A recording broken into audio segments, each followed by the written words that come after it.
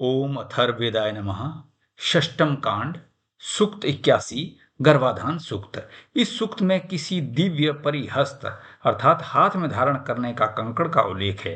प्रजा एवं धन देने वाला तथा देव माता अदिति द्वारा धारण किया जाने वाला ये कंकड़ पदार्थ निर्मित नहीं हो सकता। ये तो तेजोवलय का रक्षण आवरण ही हो सकता है। इस सूक्त के देवता अदिति पुत्र आदित्य हैं। सूर्यमंडल के चारों ओर एक कंकड़ तेजोवलय होता है जो सूर्य के गर्भ में चल रही उत्पादक प्रक्रिया को सुरक्षित तथा सुसंचालित रखता है। इस तेजोवलय के अंशों को ही प्रकृति अथवा नारी के गर्भ में चल रहे उत्पादन चक्र की सुरक्षा के लिए आवाहित किया गया प्रतीत होता है। हे अग्नि, असुरी वृत्तियों एवं शक्तियों को आप अपने वश में रखने में समर्थ हैं एवं दोनों हाथों से उनको नष्ट करते हैं। ऐसे देवपुत्र पौत्रादि रूप प्रजा एवं धन की सुरक्षा करने वाले कंकड़ मतलब तेजोबलय सिद्ध हुए हैं। हे तेजोबलय, आप गर्भ और योनि उत्पादन क्षेत्र की सुरक्षा करें। हे मर्यादे, आप पुत्र धारण करें एवं समय पूर्ण होने पर उसे बाहर आने की प्रेरणा दें।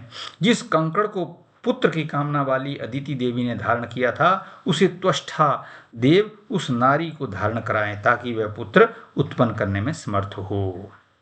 82 जाया कामना सूक्त। वृत्रासुर संहारक वसुओं से उपस्थित शत्रुकतु इंद्रदेव का नाम लेकर उनकी साक्षी में आने वाले जो अति समीप आ गए, मैं उन शक्ति प्रवाहों या वरों का वर्णन अपनी इंद्रियों या पुत्रियों के लिए करता हूँ। भग देवता ने मुझसे कहा, अश्विनी कुमारों ने जिस मार्ग द्वारा सूर्य सावित्री को प्राप्त किया था उसी उत्तम मार्ग से तुम भी स्त्री प्राप्त करो। हे इंद्रदेव, आपका जो धन देने में समर्थ स्वर्ण का बड़ा अंकुश नियंत्रण सामर्थ्य है, उसी से मुझ पुत्राभिलाषी को आप स्त्री प्रदान करें। 83 भेषज सूक्त। हे गणमाल रोग, तुम शरीर को छोड़कर घोंसले से निकलने वाले गरुड़ की तरह तीव्र गति से निकलते जाओ। सूर्यदेव रोग की औषधि बनाएं और चंद्रमा रोग को दूर करें।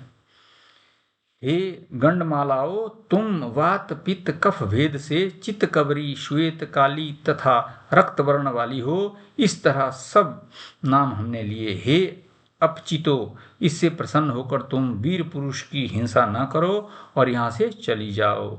गलने वाली सड़ने वाली गंडमाला की जड़ नाड़ियों में छिपी रहती है। ये गंडमाला मूल कारण सहित नष्ट हो जाए। हम मन से हवन करते हैं, ये हवन उत्तम हो। तुम अपनी आहुति ग्रहण कर यहाँ से भाग जाओ। 84 निरति मोचन सूक्त।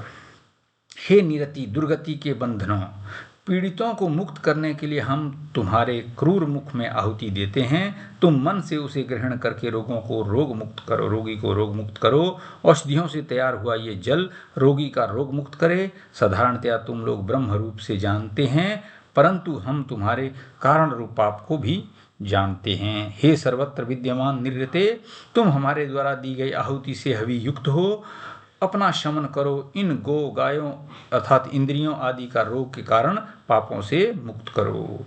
हे निरते, तुम रोग बंधन से मुक्त करके हमें सुख प्रदान करो। हे रोगिन, तुमको मृत्यु के देवता यम ने फिर हमारे निमित्त लौटा दिया है, अतः उन प्राणपहारी यमदेव को नमस्कार है। हे निरते, जब तुम लौह और काष्ठ युक्त अपने बंधनों से जकड़ती हो तब वे हजारों मारक दुखों से बंध जाता है। पितरों और यम से मिलकर तुम इसे श्रेष्ठ दुख रहित स्वर्ग के समान स्थिति तक पहुंचाओ।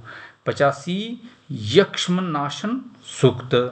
ये दान आदि गुण संपन्न वर्ण वृक्ष की मणि राज्य क्षमा आदि रोगों को नष्ट करे। इस रोग पीड़ित को देवगण रोग से मुक्त करें। हे रोगिन, मणि बंधन करता हम इंद्रदेव मित्र वरुण तथा अन्य देवताओं के वचनों के द्वारा तुम्हारा यक्ष रोग को हटाते हैं। जिस प्रकार वृत्रासुर ने जगत पोषक मेघ स्थित जल प्रवाह को रोका था, उसी प्रकार हे रोगिन हम वैश्वानर अग्निदेव के द्वारा तुम्हारे रोग को रोकते हैं। 86 वृष कामना सूक्त। ये श्रेष्ठता की इच्छा वाला पुरुष इंद्रदेव की कृपा से तृप्त करने वाला हो, ये द्विलोक को तृप्त करके पर्जन्य की वर्षा द्वारा समस्त प्राणियों को तृप्त करने वाला हो। हे श्रेष्ठता की इच्छा वाले पुरुष, तुम सर्वश्रेष्ठ हो। जैसे जल के स्वामी समुद्र, पृथ्वी के स्वामी अग्नि, नक्षत्र के स्वामी चंद्रमा, वैसे ही श्रेष्ठता के चाहने वाले पुरुष तुम भी सर्वश्रेष्ठ बनो। हे इंद्रदेव, आप असुरों के सम्राट और तुलना की दृष्टि से देवताओं के अर्धभाग अर्थात सर्वश्रेष्ठ हो। हे श्रेष्ठता की कामना करने वाले पुरुष, ऐसे श्रेष्ठ इंद्रदेव की कृपा से तुम भी श्रेष्ठ हो जाओ। 87 राज्ञः संवरण सूक्त। हे राजन, आपको इस राष्ट्र या क्षेत्र का अधिपति नियुक्त किया गया। आप इसके स्वामी हैं। आप नित्य अविचल और स्थिर होकर रहें। प्रजाजन आपकी अभिलाषा करें। आपके माध्यम से राष्ट्र का गौरव क्षीण न हो। आप इससे भी अविचल होकर रहें, कभी पद से वंचित न हो। पर्वत के समान आप निश्चल होकर रहें। जैसे स्वर्ग में इंद्रदेव हैं, वैसे ही आप पृथ्वी पर स्थिर होकर शासन करें और राष्ट्र का नेतृत्व करें। इंद्रदेव इस अधिपति को अक्षय यजनीय सामग्री उपलब्ध करके स्थिरता प्रदान करे। सोम उन्हें अपना आत्मीय माने, ब्रह्मणस्पति भी उन्हें आत्मीय ही समझे। 88 ध्रुवो राजा सूक्त। जिस प्रकार आकाश, पृथ्वी, संपूर्ण पर्वत और समस्त विश्व अविचल है, उसी प्रकार ये प्रजाजनों के स्वामी राजा भी स्थिर हैं। हे राजन, आपके राष्ट्र को वरुण देव स्थायित्व प्रदान करे। दिव्य गुणों से युक्त बृहस्पति देव स्थिरता प्रदान करे। इंद्रदेव और अग्निदेव भी आपके राष्ट्र को स्थिर रूप से धारण करें। हे राजन, अपने को सुदृढ़ स्थिर रखकर शत्रुओं को मसल डालो। जिनका आचरण शत्रुओं के समान है, ऐसों को भी गिरा दो। शत्रुनाश होने पर समस्त दिशाओं की प्रजा बुद्धि के समान एवं समान मन वाली हो और उनकी स्मृति आपकी सुदृढ़ता के लिए योजना बनाने में समर्थ हो। 89 प्रीति संजन सूक्त। सोम प्रदत्त प्रेम करने वाला ये बलवान सिर है। इससे उत्पन्न हुए बल में अर्थात प्रेम से हम आपके हृदय के भावों को उद्दीप्त करते हैं। हम तुम्हारे हृदय के भावों को उद्दीप्त करते हैं, तुम्हारे मन को प्रेम भाव से प्रभावित करते हैं, जिससे तुम हमारे प्रति उसी प्रकार अनुकूल हो जाओ जिस प्रकार धूम्र वायु के अनुकूल एक ही दिशा में प्रवाहित होता है।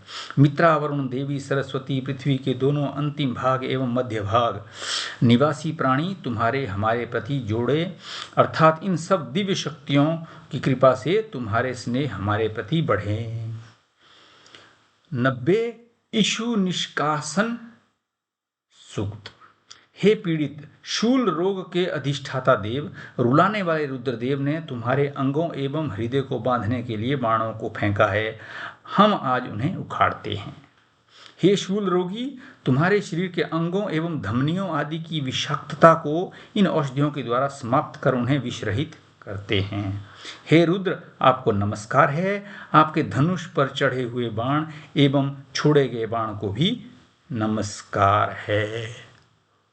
ओम नमो अथर्ववेदाय नमः।